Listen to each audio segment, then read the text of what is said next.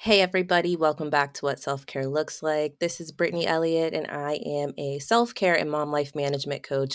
I help working moms create simple, sustainable self care routines that help them reconnect with themselves and improve their overall wellness. And we're in the Mother's Day series. We have another great story from a great mom. So we have Chanel Spaulding.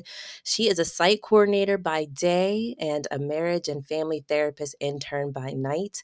She's the owner of Free Yourself Fitness and CMS Inspires, wife and mom of 6 boys. She is an ACE certified health coach. And by the time that this goes live, she will have graduated with a master's in counseling. She is embracing an active lifestyle with family, indulging in Christian mystery novels, and cherishing female friendships. Her purpose is to thrive in every setting and passionate about empowering others to do the same. Thank you so much for being here, Chanel. Thank you for having me. I appreciate it. And look at that excellent welcome. Thank you. Oh, it's my pleasure. And just in reading like your bio, there's so many you're so many things, right? So many layers. So can you tell us a little bit about your journey into motherhood?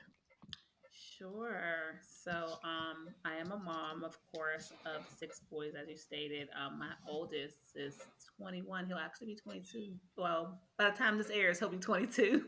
He'll be 22 next month. And my youngest is 4. So I have been mothering for over 2 decades.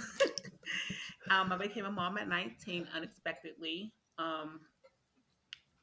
And my next 2 children are my children through marriage. So I don't like to use the term stepchildren, but that's the technical term stepchildren. And then they are 17 and 15. And then I have an 11-year old, a 5-year old, and a 4-year old. Wow. Mm-hmm. That Mm-hmm. is that is a lot. And you said literally for more than 2 decades you have been mothering. So how has Mm-hmm. that process been for you? For at 19, I mean, I consider a 19-year-old now like a baby. He's a baby So too. yeah, so what was that like becoming a mother at 19, and then how much growth and were the challenges like over that time? So becoming a mother at 19, I definitely feel like it grew me up um, unexpectedly, but I'm excited. I'm happy that it did.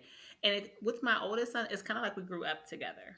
He saw all of my bumps in the road. He saw me, just growing up and becoming a woman. As I'm parenting him, he challenged me to become a better person and become a I don't want to say better mom, become a great mom because I wasn't a mom before him. So everything I was doing at that age when I was raising him was just to make sure that life was good for us, that my life, yeah, my kids, my life, I wanted to create a better life for him at the end of the day. That was the bottom line. So from the time after I had him all the way up to like I think I graduated from my bachelor's degree at 27. So he might have been 8 at the time. Everything I did in that time frame was like to all for him because I knew what type of life I wanted for him. Although I didn't intend to get pregnant at 19, I did get pregnant at 19. And at that point, there are no excuses after that. It wasn't for me at the end of the day. So Yeah, that's a good point. And you, I'd imagine, enjoy being a mother because you had more children. What has your support? Yeah, I'm just throwing it out there. What has your support looked like? Your support system look like from child one to having a 4-year-old now? How has your support system grown or changed over that time? So actually, to be completely transparent, my support system has been the same. It's always been my mom. She is an excellent grandmother, and she has always been hands on with my kids from day one. Anytime that I have needed help with school, Anytime I needed support with him, when I just needed a break, because sometimes he was overwhelming. I mean, sometimes my kids can be overwhelming, and she's always been that person to say, "Hey, I got it." She has always been my number one support system. However, when raising my oldest son, I did have some support on his dad's side as well. Even though our relationship did not work out, his family was a big support too. My son was their first grandson as well. So, and my oldest son is my mom's first grandson. So everyone was just so excited to always have him. You know what I mean? So it was always, when he was younger, it was always easier. Now that we have, my husband and I have six, it's a little bit more challenging. Um, but my mom is still solid. Anytime where I need just some help, or her to come over and help the kids with homework, she's always right there. So it's something I just don't take for granted, but she's definitely my number one support system. Oh, that's perfect. Shout out to mom. Yeah. That's lovely. I feel the same about my mother, and not just in motherhood. Listeners know I have one. I have the one. But I just think about her support at every stage, because motherhood is just another, hurdle that Hmm. comes with the mental load and the mental strain and that disconnection. So how did you actually overcome and work through that kind of disconnect and shift that you feel when you come into motherhood? Like, you love that you have children, but there's pieces of yourself that you're losing at the same time. How did you work through that? Still working through it. It's Mm. I feel like it's an ongoing challenge, especially as you continue to grow and evolve as a person. You have to learn how to be okay with, for the lack of a word, a better word, abandoning certain aspects of yourself for a little bit.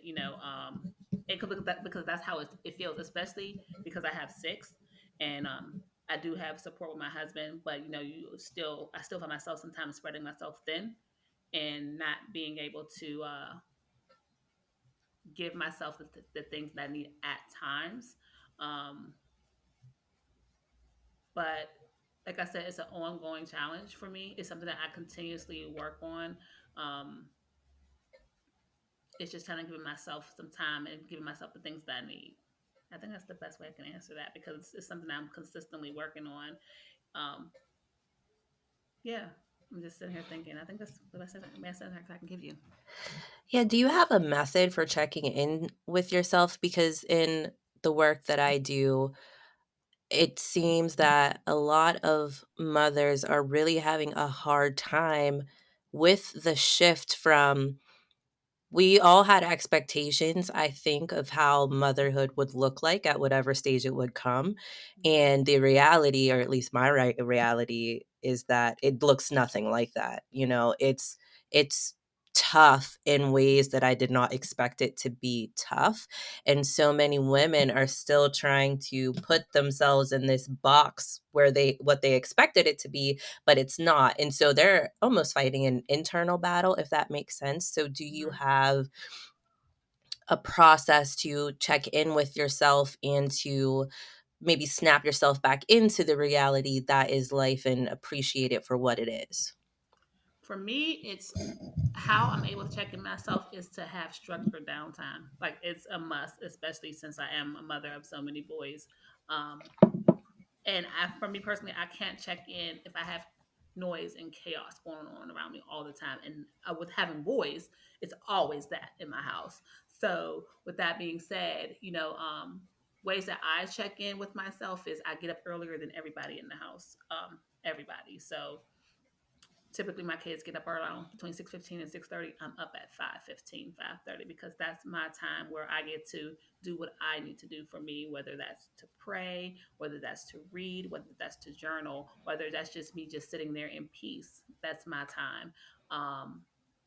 In the evenings, same. The younger kids, I have them in bed at a certain time frame, um, between 7:30 and 8 o'clock, and then my 11-year-old, he knows, okay, after 8:30, let me be in my own space. And my older kids, they're they do their own thing. You know, they have the whole attic, so they really usually don't come down. Dinner has been made, showers have been taken. You know what I mean? We have that structure in our household. So basically just making sure that I have that downtime for me. So that way I'm not feeling overwhelmed and then taking it out on them because I'm not having the time that I need for myself. That's good.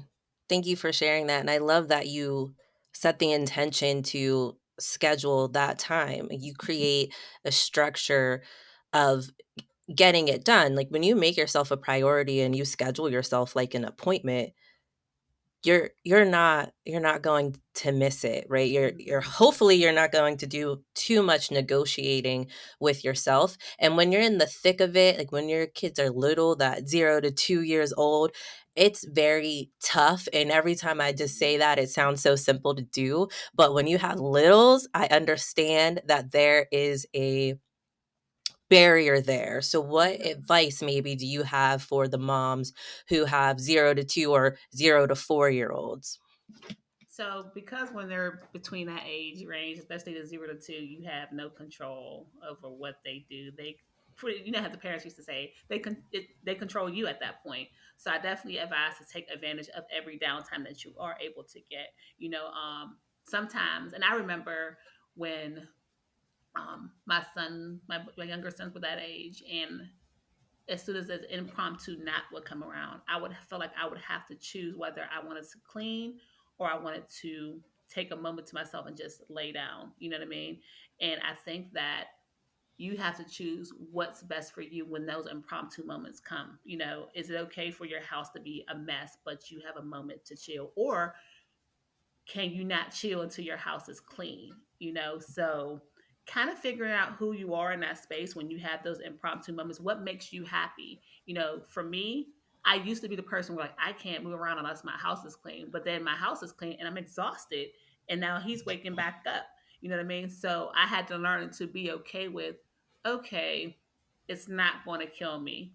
Let me lay down while he's laying down. You know what I mean? But that's a me thing. So I would encourage people to figure out, one is like who you are in that space, like whether you're someone who like has to have things a certain type of way, or B, are you the person who like let me lay down? And then if you are those people, when that time frame comes, that impromptu moment where they're like taking a nap, do it. You know, take that impromptu moment because they come when they come and you have no control over it. Absolutely. That you just nailed it on the head. Like, that is it, because the moment will come, and if you sit there thinking about it too long, that baby is up. Yeah, it's over. It's over. So do not linger, okay? Maybe Right. even make a list of the things that you would like to Mhm. do. Keep that list close by, and then when that impromptu moment comes up, just look at your list. Okay, this is what I'm gonna do, Yep. and then you don't have to think about it, because 30 minutes when you're sitting in traffic seems like forever. 30 Mhm. minutes when The an baby. 8-month-old is sleeping, Mhm. mm-mm. Mhm. That 30 minutes is 2 minutes, I promise you. Absolutely, absolutely. So the masters in counseling, to me, with knowing you, is just seems it makes so much sense, right? It Mhm. seems in so much in alignment with the work that you do. And so I want to know, how has being a mother really pushed you to accomplish your goals, shift your goals, and not just professionally, but personally as well? Hmm. Being a mother has pushed me with my goals because being a like well, first of all, being a mom of so many, um, financially, I mean, to be transparent, financially, you want to make sure that your kids are okay, that they don't struggle, that they have what they need. So, um, that was one of my driving forces is that, you know, I want to make sure that um, my kids are financially okay. Two, I want my kids and my husband does the same. He went to school too. But just to see that their parents have some form of education behind them and it's something for them to kind of emulate as they grow up. And it is, when I say that, it's not me throwing shade at anyone who doesn't have the same aspirations, but that's those are our aspirations for our family, is to ensure that they see that, you know, we are educated and we did it with having a family. So that was my one of my motivations as well. And three, um, I've always wanted to be a therapist, always. But I also enjoy being a mom, so I had to do the both of them at the same time, go to school and be a mom. And, during this journey of me going to school, I had to take a couple of years off because it wasn't feasible to raise my two youngest back to back like that and still be able to give my all in school. So, um, it's been a challenge, but like you said, I'm about to be done. It took longer than I anticipated, but you know, um, my kids are my driving motivation to you know be the woman that I want to be and be the mom that I want to be, and they can follow suit. Even though they're men and I'm the only woman in the house, they can still know that mom is doing it, mom is kicking butt, and if she can do it, I can do it too, and whatever that dream looks like for them. Yeah, and that's very powerful too, especially your message about just it didn't happen in the time that you thought it would, and it couldn't because of the way that your life was going. And I feel that a lot of mothers, new or not new moms, get Hmm. derailed sometimes and think that they cannot do all of the things. So there's this like a stay at home mom versus a working mom. And to me, I'm like, all moms work. So let's just get that in a box. We Period. all work.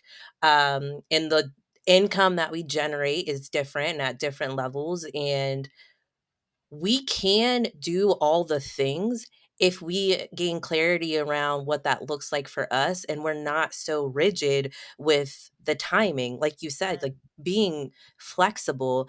And there are so many women, and maybe you encounter this in the work that you do, who just feel like it's this or that all the time. So how do you work through that, like with even your clients, with it's not this or that. It's this right now and then that in the next moment. Like, how do you help them come to that? So my first step would be to inquire where are they getting their time frames from. Where did they get this information to say that I have to be done in this amount of time for it to look like this is success? Because once you start realizing, like, okay, I am adhering to societal norms and not things I have placed for myself, then you start to reconsider, what your goals are and what time frame looks like. Um, I think I know that's the number one step, because once we get through that, then it's like, oh, well, I don't have to do it in this time. And then you can create your own timeline based on your lifestyle. My two youngest, I had them in 2018 and 2019, and I was supposed to complete my 1 year internship in 2019. So many things took place. Of course, having the baby, COVID happened. So then I'm just finishing now. So we're here now 3 years later, and it doesn't take away from my success as a mother. You know what I mean? If, as a matter of fact, I feel more accomplished because I feel like I had that time to take a break, get my mind together, figure it out, and still, you know, be a mom to my children and still graduate. But I also understand what it feels like to where society around you is like, oh, so when are you going to finish your master's degree? And when are you going to do this? And when are you going to do that? And I had to realize is that, when I'm ready, when I'm ready. And we as moms, as mothers, have to create those boundaries and teach people how to treat us in regards to questioning us about what our timelines look like. Because when we do that, now we have created a resilience to, block out the negativity. And it may not be intentional of other people, but it is negative when you have this expectation of me to finish certain in a certain amount of time in your timeline. So now we have created this resilience to say, I don't have to adhere to your timeline. This is my timeline, and this is what I'm going to do it. But thank you for asking. Right, right, with the pleasant trees. The pleasant trees. I love that. And I like to give listeners a little bit of perspective about how I meet my guests.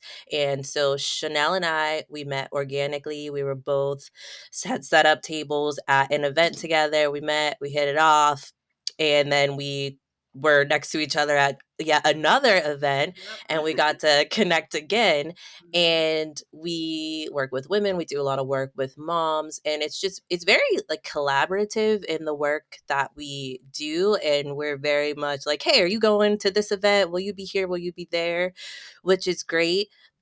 The one thing that I really love is that with you and all the spaces that we're in, it's like we know that we're moms, Mhm. but you don't lead with your motherhood in conversation. Like you lead with yourself, with the woman Mhm. that you are. So, how did you start, or was it maybe natural? Like, how did you start working into leading with the woman that you are instead of leading with motherhood? For me, motherhood doesn't just define me. It's one of the roles that I do have. But I'm Chanel first. And I think that um, that's something that I've always been able to do is say I'm Chanel first, and then these are the other things that come behind it. Now, motherhood is one of my top roles, if I mean in my life, but it doesn't define Chanel. It's Chanel who is a mother, a wife, a author, a marriage and family therapist, but none of those roles say define me. Is I'm Chanel. So that's why I've always been able to lead that way because this is who I am. Hmm. And that, for our listeners, I want you to really dive into that and think about, as a woman and as a mom, what do you put out there first? Because I have been in exchanges where I ask somebody, tell me about yourself. And then the first thing they tell me is how many kids they have. And I was like, okay, okay. And then they tell me, how the kids are doing in school and all this stuff. And I'm like, great. How are you doing? Right. Tell me about you. And do you experience that women have a hard time addressing like what their identity is outside of being a mom? Yes, I have women having a hard time identifying who they are outside of being a mom, outside of being a wife, outside of any title other than them. Definitely in counseling spaces. Oh, even in fitness spaces too. Um, I remember a client long time ago, um, and she wanted to work out with me. I said okay, and when we started working out, her driving force was always what her spouse thought. And in there, this is in my early days of starting my fitness business, but that's when I realized that most likely she's not going to be successful because her driving force is what someone else is thinking and what someone else is viewing her as versus I want to be healthy and this is what I want to do for myself. Um, and I think that women have to take away other driving forces. Like they could be a motivator. Your husband can be a motivator. Your children can be a motivator to get healthy. You know what I mean? But what about you and how you view yourself? So I definitely experience women putting um, their labels of other roles before how they view themselves. I see it a lot. And I see it so much, but I feel like, and this is just me outside looking in, I see it less for moms who had their children earlier sometimes. Like, Hmm. you've been a mother like half your life, Mhm. and I hear like people are like, I had my child early, it wasn't expected, had them, we worked through, I had my kid with me at school, like all these things. Mhm. And they seem to be more comfortable in their own skin as being able to separate motherhood from who they are as a woman than mothers who are similar age as me and had their kids in their late 20s, like early 30s. Mhm. And I always wonder, like, why is that? Is it because we're just so new to it? Like, do you have any insight on why that would be? I think that is an excellent question. And as soon as you start talking about it, I've never heard it, but my wheels start turning. having a mom at being a mom at 19 was unexpected, and I did not want that to be my life. You know what I mean? Like, so um still being able to, because 19, you're a teenager. Let's be clear. You know what I mean? You ain't even old enough to drink yet.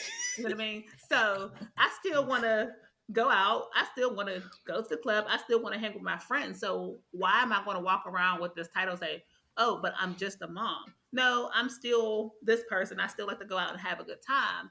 um so I think that the younger women, such as myself, who had kids, you know, it's easier to detach away from that title because it's not something that we wanted to have initially. But for women like yourself who may have waited to get married to have kids or had a planned pregnancy, it's something that it was in your mind to already do. So it's so easy to embrace the role, but it's something that you kind of just take on and make it yourself as well, which is the downside of it. That's what came to my head when you started talking. Mm, yeah, that's good. That is really good. I hope that we have a chance to really dive into that. And for our listeners, whichever side of the spectrum that you are on, like let us know. Let us know what drives you to lead with motherhood or not lead with motherhood. And I do encourage all women to lead with their womanhood because I always say you would not be a mom if you didn't have, in most cases, you would not be a mom if you didn't have these great qualities, talents, and gifts. Like you wouldn't Right. have even been attracted to the person who made you a mom, right? Hmm. So let's lead with that. Let's lead with all of that. And that makes you show up better and stronger in motherhood as well. Hmm. And that's just my opinion. And I agree with your opinion. So can you tell before we get into our final question, can you talk to the listeners about like how they can find you in your work, because it's you did fitness and CMS inspires, you're an author, you're a therapist, like you do so many things, and I'm assuming, or am I assuming incorrectly, are you going to keep doing them? Yes. Yes. And yes. Yes. Yes, yes, and yes. So, how Yes. can our listeners find you, and what is your target audience for each of your businesses? So, for yourself fitness, my target is typically women between the ages of 25 to about 50. I love helping women who, especially have had kids, get their life back, get their bodies back. And my platforms are Facebook for yourself fitness, um, TikTok for yourself fitness, Instagram for yourself fitness, and I also have a website for yourselffitness.com is where you can find me. CMS Inspires. It's my baby. It's the journal where there's four journals: a heal woman in her self identity, a heal woman in sisterhood, a heal woman in relationships, and a heal woman in God. And those journals are to help women dig deep into understand the reason why they're doing the things that they're doing, because sometimes we're just moving around, moving the way society wants us to move. And the goal of those journals is to really check yourself and figure out who you are and figure out who you want to be and start shifting to the woman that you desire to be. And that is on Facebook as well, CMS Inspires, TikTok, Instagram, the same. And I also have a website, cmsinspires.com. And as a marriage and family therapist, I actually start my position. I'm no longer an intern, and am with Hope Deals Counseling and Consulting, and that is in Pittsburgh, Pennsylvania. And but I do telehealth, so you can find me on Psychology Today as well, and Hope Deals Counseling Consulting.com. That was a lot. Listen, 6 kids, husband, 3 businesses, roles, like you would have to really come and fight me on the fact that why you, as a listener, you can't do a thing, you know? And it's not that I'm saying like what Chanel does is for you.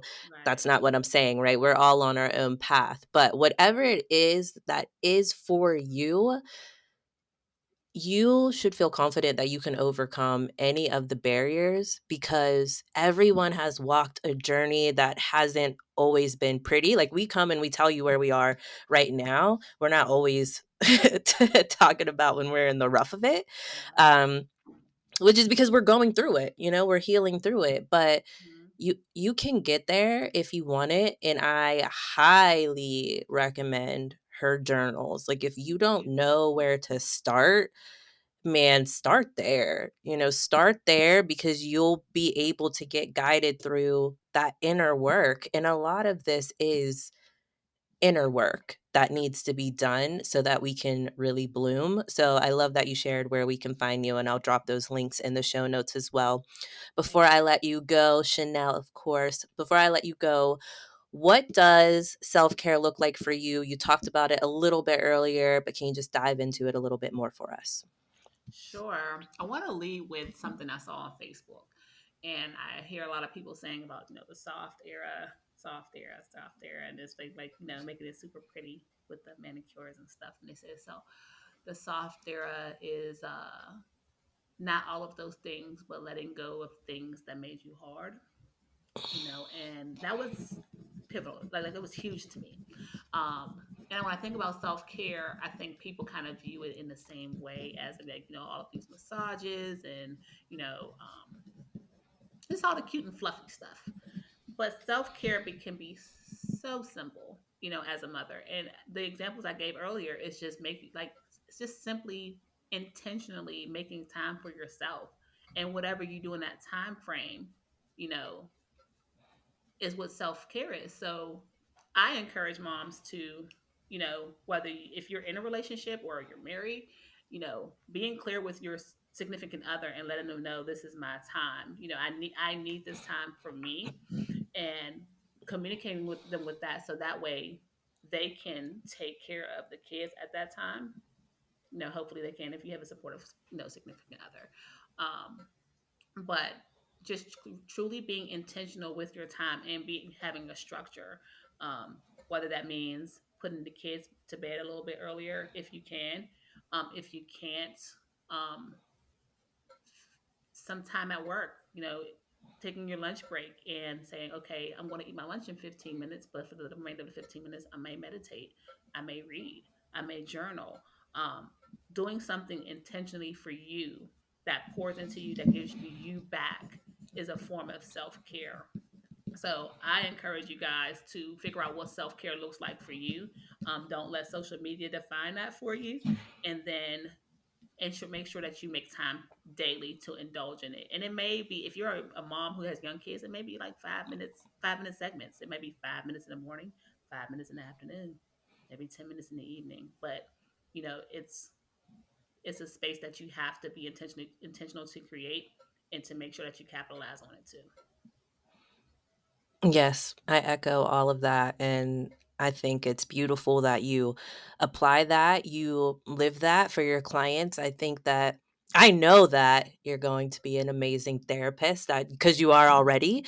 And I'm just so excited for the help you're about to bring to our communities. And I'm just happy to be in your space and on this journey with you. I'm happy to know you, and I'm happy to have you here. So, for our listeners, thank y'all so much for being here. Thank you, Chanel, and I will talk to y'all very, very soon. Thank you for having me. I appreciate it. This was great.